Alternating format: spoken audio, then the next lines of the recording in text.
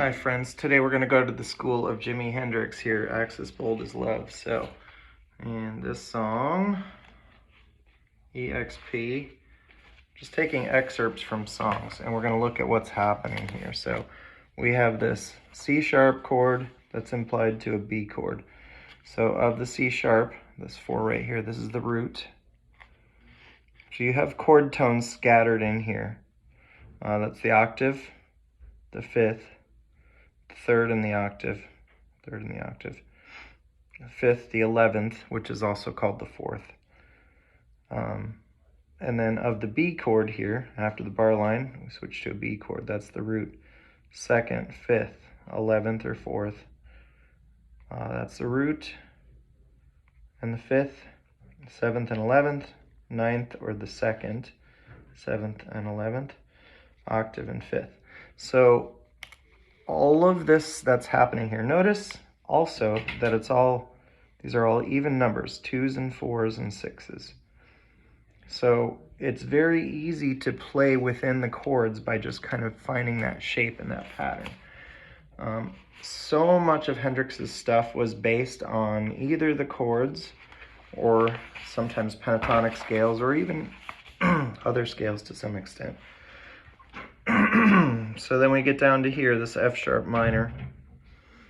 Notice the 4 there, that's your F sharp on the D string. This 2 here would be the minor third. These open strings, like the open E is a minor 7th, and then the B would be an 11th or 4th. This 4 to 2. So I'm looking at intervals, but I'm also trying to like simplify. All this stuff right here is basically playing around that F sharp minor chord. So what we're trying to do is see the chord within the notes. And also keep in mind, like a lot of times we have this sort of major second interval where we're playing 2 frets apart from each other. Pentatonic scales that we play are basically, like when we look at them, they're either major seconds or minor thirds, 1 extra fret. So then down here on the A chord, the 7-9 right there, you're going from a B to a C sharp. So even though in an A you don't have a B note, it's the second of A or the 9th, and then you're going to the major third, and then you're going to the octave, and then this 7-9. So that's going to be a fifth to a 6th of A. So a lot of times, you know, if you think about a rock and roll, do do do do do do do do, that's a root third, fifth, 7th. That's a flat 7th to a 5th to a 6th. Do do do do do do do do. So 1 3 5, yeah. 1 3 5 6 7 6 5 3. All right, so we have a lot of that stuff in rock and roll. So these 7s and 9s are all based on that A chord. You're once again playing off of the chords. You'll hear bass players play off that stuff too, like songs like Oh Bloody Oh Blada by the Beatles, and tons of other songs use that same kind of thing. All right, then this 11, 9, and 12, I can clearly see this as a pentatonic thing. So right here, my chord that's implied here is C sharp. So this would be C sharp minor pentatonic scale. 9th position, it's that standard root position minor pentatonic scale. So that 9, these 11s, these 9s, that 12, all of those are within that scale. So once again, I'm looking for not only chord tones, these 9s are chord tones of that C sharp minor, but also what scale we might be using. So just at a glance, a lot of times we can see, once we know what we're looking for, we can see what we're using to play this cool stuff. All right, same thing here. Now this is over a B, this 9, 9, 11, 12. No chord B, so this 11, 12 right here, when I bend an 11 up and then go to that B, that would be, to me, that would sound a little bit like an E chord. So I'm looking for chord tones in here all the time. All right. Where do we go next? That's in. So in Little Wing, so much is off of chords, but when we get to the guitar solo, this is really pentatonic. Here, this 15, bend up a full step. when I bend to 15 on the second string, that's a D note. Up a full step, I get an E note. So you're going from a D up to an E with vibrato. And then, yeah, I can see this is E minor pentatonic right here. And it's playing over the E minor and G, which is totally fine because G is the relative major of E minor, and the G major pentatonic has the same notes as E minor pentatonic. Sorry. And then we go to the A minor 7 chord, which is also in the key of E minor. It's the 4 chord, so no problem. And then that's an A note. You're bending it up a full step to a B, back to A, and then you're back and forth between A and G notes, adding high D. Yep. So this is all E minor pentatonic or G major pentatonic, depending on what chords you're playing over. And we'll just do a couple more of these examples here.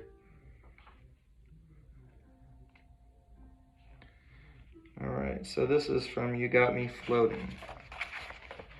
I don't have anything circled on here. But when you see double stops, when you're playing on different strings, a lot of times these are chord tones. He also has a lot of parallel sixths in here too, so that's another thing we're going to use, and those are based on chord tones as well. Keep in mind he's tuned down a half step. So these 7s right here, and it says D5, so those would both be in a D chord. So that's the 5th, and then the octave or the root. And then these 5s right here, it says a C chord, and those notes actually are in a C chord. So if you were looking at Sultans of Swing, you would see those two notes based on a C chord as well. D6, so 7, 7, 7, that's a D chord adding a B note, and that lines up with the chord. Then you're back to a C chord. So yeah, this is, you can tell it's chord-based stuff right here. This 8 and those 5s right there make a C chord too. That's a G-shaped C chord. So if I bar my first finger on fret 5, play 8 on string 6, that makes a C chord using a G shape. So even though we're not learning these songs right now or going into like every detail, we're starting to see like how it is that somebody created some of this music. Now this isn't going to help you play like Hendrix, but because I've seen thousands and thousands of guitar players, and I've seen one person over the years from Seattle also who played a bit like Hendrix and was, he also basically worshipped Hendrix. So, so these 7s and 5s right here, these are parallel sixths. They're 6 notes apart from each other in the scale, and you just keep that parallel shape. There's 2 shapes for each sixth on each pair of strings. In this case, these are all the same shape, the 7s and the 5s. So this, to me, these 2 notes right here, that F sharp and A note, would imply a D chord, most likely, or an F sharp minor chord. Could be some others as well. And then these 5s right here would imply an E minor chord, because both the E and the G notes are in an E minor chord. It could also be G6, or it could be a C chord. So lots of other options. When you only have 2 notes, it's not enough to determine what the actual chord is. All right, so then this 20, 17, 20, these are 20s, 19, 17. So this is all pentatonic until we get to that 19. You could say, all right, so what I would say is 17 is A minor pentatonic. And when I have the 19 there, you could call that A major pentatonic, or you could call it the 6th of A minor, of A, basically, the 6th of A, F sharp. A minor would have an F natural, but. All right, so even though like we're kind of brushing on all this stuff, I'm trying to get you to look maybe a little differently than you already look, because this stuff is easier than we think it is.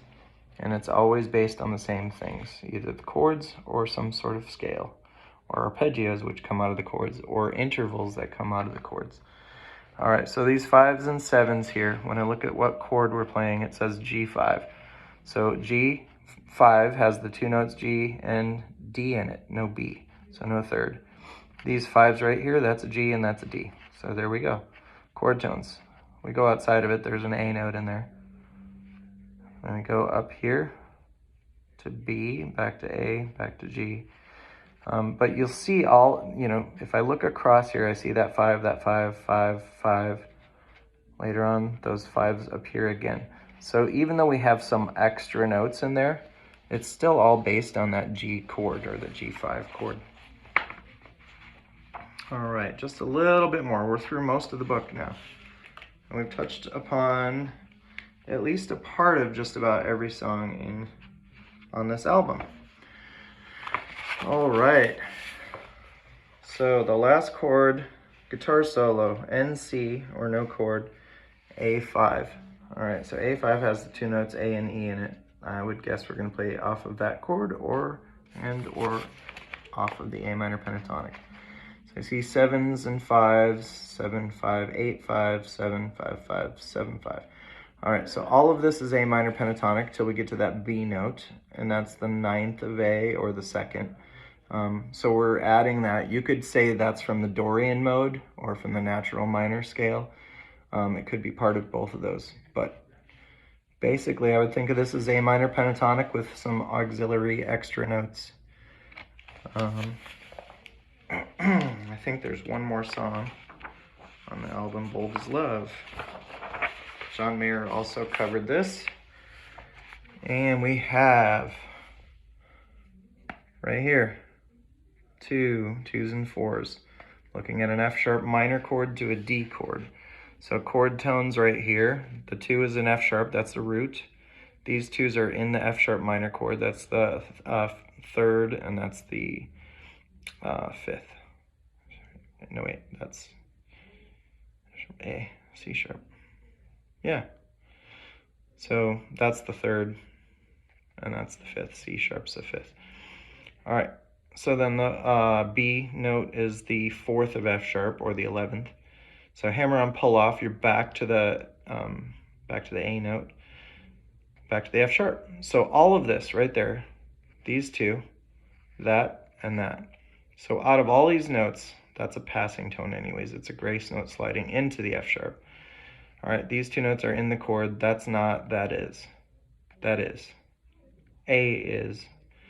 D is not, but we're going to a D chord. So there's the root of D, there's the 5th of D. Hammering on, pulling off. So this all is based on a D chord. I would think of this like root position D right here based on an A shape. And then this, we're going into the G shape D chord right here.